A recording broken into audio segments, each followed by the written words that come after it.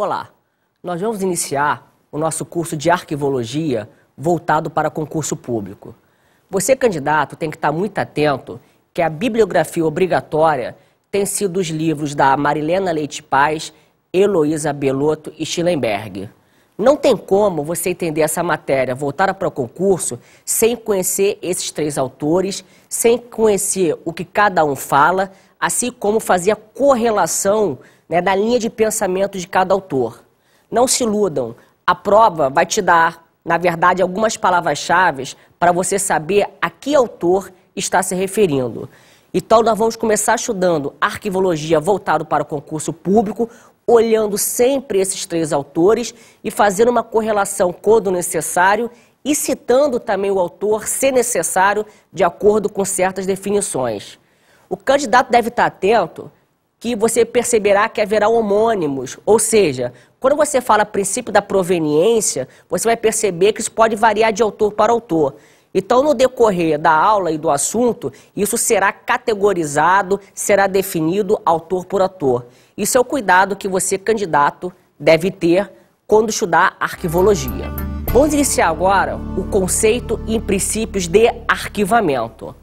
De acordo com a Lei 8.159, Lei dos Arquivos, que é a lei adotada no Brasil, define-se de acordo com o artigo 2º que consideram-se arquivos para os fins desta lei os conjuntos de documentos produzidos e recebidos por órgãos públicos, instituições de caráter público e entidades privadas em decorrência do exercício de atividades específicas, bem como por pessoa física, qualquer que seja o suporte da informação ou a natureza dos documentos. O que podemos perceber então? Olhando a lei e vendo o que vem a ser arquivologia, vendo uma definição geral que serve para praticamente todos os autores, podemos dizer que a arquivologia é a ciência que estuda os documentos, seja ele públicos e privados. E documento, por definição, é qualquer coisa que contém uma informação, tendo suporte ou não. Fabrício, obrigatoriamente um documento tem que ter suporte? Não necessariamente, que quando você fazer o estudo, for fazer um estudo sobre tecnologia da informação, sobre a questão da parte de informática acoplada hoje em arquivo, isso pode gerar uma problemática no que se refere ao suporte. Para vocês terem ideia, num contexto aí de ondas eletromagnéticas, eu posso mandar um sinal codificado e você descodificar esse sinal. Então a questão do suporte é um estudo à parte. Mas uma coisa é certa, olhando a lei e olhando as definições de vários autores, você pode perceber que a arquivologia é a ciência que estuda os documentos e qualquer coisa que contenha uma informação. De acordo com Schellenberg, o que vem a ser então a arquivologia? Arquivos são documentos de qualquer instituição pública ou privada que tenham sido conservados de valor, merecendo preservação permanente para fins de referência e de pesquisa, e que tenham sido depositados ou selecionados para depósito num arquivo de custódia permanente. De acordo com a definição de Schellenberg, o que podemos ficar atentos? Se a arquivologia é a ciência que estuda os documentos e é qualquer coisa que contém uma informação, de acordo com Schellenberg, pode ser feito o seguinte estudo. Será que os depósitos terão a custódia do governo? Mais do que isso, custódia verifica-se que está associada à Revolução Francesa. Isso quer dizer que a legitimação da arquivologia, segundo Schellenberg, está diretamente associada à guarda dos documentos pelo governo. Quando ele fala a custódia permanente, temos que estar atento para não lermos isso ao pé da letra. O que ele está querendo dizer na verdade? Que quando você fala custódia permanente, você vai verificar que certos documentos são importantes para a instituição e estes sim terão uma guarda permanente e jamais serão destruídos. Agora, tem certos documentos que pode ter a custódia ou uma guarda, seja ela uma instituição pública e privada, e com o decorrer do tempo ele poderá ser destruído, poderá ser descartado dentro da instituição. Então, o candidato tem que estar muito atento para fazer uma análise, não lendo de qualquer maneira, e fazendo sempre uma lei de formação e tentando entender a lógica desse autor, do livro dele, do Schellenberg. Então, voltando, o candidato tem que ficar atento. Quando você fala que todo material de arquivo né, está associada à informação, você está se referindo, em regra, a público e privado.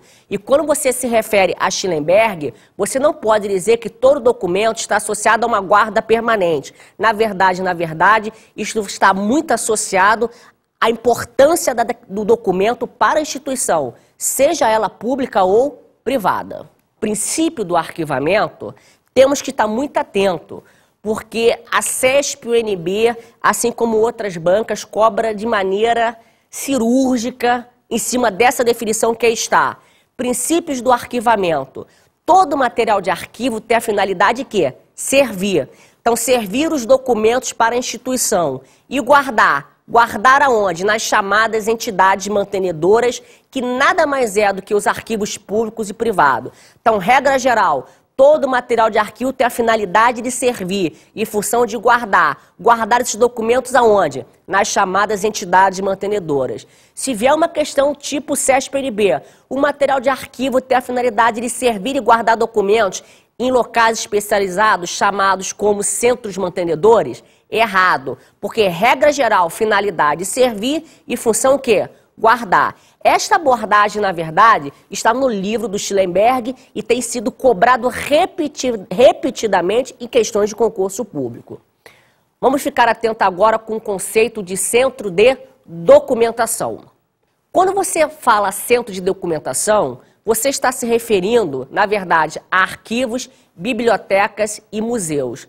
Fabrício, então isso quer dizer que biblioteconomia é a mesma coisa que arquivo e deve estar no mesmo prédio? Não. No livro do Schellenberg, ele fala que esta prática deve ser lamentada. Na verdade, a arquivologia é uma ciência que tem o seu desdobramento dentro da diplomática e, na verdade, biblioteconomia é uma outra ciência. Fabrício, eu posso ter um material de arquivo e biblioteca tendo a mesma origem? Até pode, mas um tem função administrativa, no caso do arquivo, e material de biblioteca não. Por exemplo, eu posso pegar um jornal Gazeta Mercantil e ter uma empresa focada na área financeira. De repente, aquele jornal, Gazeta Mercantil, focado numa área econômica, no estudo lá da taxa Selic, área financeira, valores imobiliários, entre outros. Para uma instituição da área de finanças, aquele material de arquivo tem uma função. Agora, se for um material de consulta, aí não, ele não tem uma função administrativa para a instituição, aí sim podemos considerá-lo como material de biblioteca. Então, regra geral, biblioteconomia e arquivologia são ciências diferentes, não se iludam. Mas eu posso ter a origem documental idêntica para ambos, mas cada ciência vai ter a sua particularidade, vai ter o seu estudo, vai ter a sua linha de raciocínio, assim como a defesa de certos interesses dentro dessa lógica da arquivologia e dentro da lógica da biblioteconomia.